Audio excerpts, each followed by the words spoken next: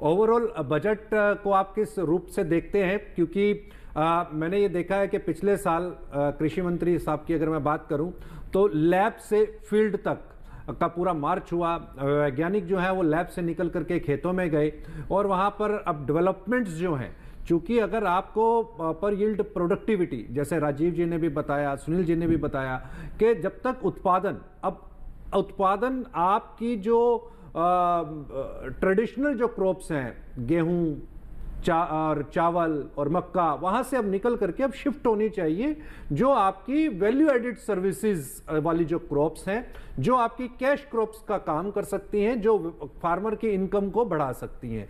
इस बार चूंकि पहली बार मैं ड्राई फ्रूट के बारे में यहाँ पर इस बजट के अंदर पे मैंने सुना है, काजू के बारे में, अखरोट के बारे में काफी तवज्जो दी गई है, उसको आप किस परिप्रेक्ष्य के अंदर में देखते हैं? धन्यवाद।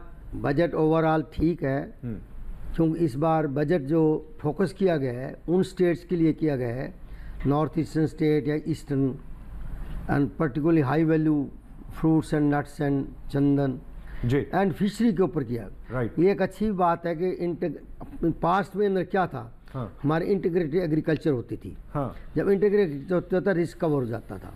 और इस बजट में पुराने ज़माने में हम हॉर्टिकल्चर भी करते थे, राइस क्रॉप लगाते, व्हीट, जो भी फसल होती थी। और इस बार इन्होंने फिशरी को प्रमोट किया है उन बेल्ट में, ताकि एम्प्लॉयमेंट अपॉर्चुनिटी मिलेगी। और नॉर्थ ईस्टर्न स्टेट में उनको भी एम्प्लॉयमेंट अपॉर्चुनिटी मिलेगी, क्योंकि इस बजट के अंदर एम्प्लॉयमेंट उन एरिया क्रिएट करना जरूरी था। हालांकि इस बेल्ट के अंदर हमारे western India, north eastern India के सिवाय बहुत पहले व्हीट होता है, राइस भी होता है, मेज भी हो रहा है, दूसरी क्रॉप्स भी हो रही हैं। लेकिन उन स्टेट्स के अंदर क्रॉप हो सकती थी जो नहीं हो सकती थी, उनके ऊपर फोकस किया गया है, ताकि वो लोग इंटीग्रेटेड फार्मिंग करके, फिशरी करके और नट्स लगा करके हिल एरिया के अंदर पर्टिकुलरली आलमंड है, ड्राई फ्रूट्स के वगैरह का प्रमोशन, लेकिन वहाँ पर भी वैल्यू एडिशन के लिए साथ एम्प्लॉयमेंट अपॉर्चुनिटी को इसके साथ जोड़ा गया है, ताकि किसान ग्रो करे और यूथ तो एग्रीकल्चर को अंदर अट्रैक्ट हो। और तीसरी बात यह है कि डाइवर्सिफिकेशन उस बेल्ट में किया, लेकिन इस बेल्ट में भी डाइवर्सिफिकेशन का स्कोप होना चाहिए था।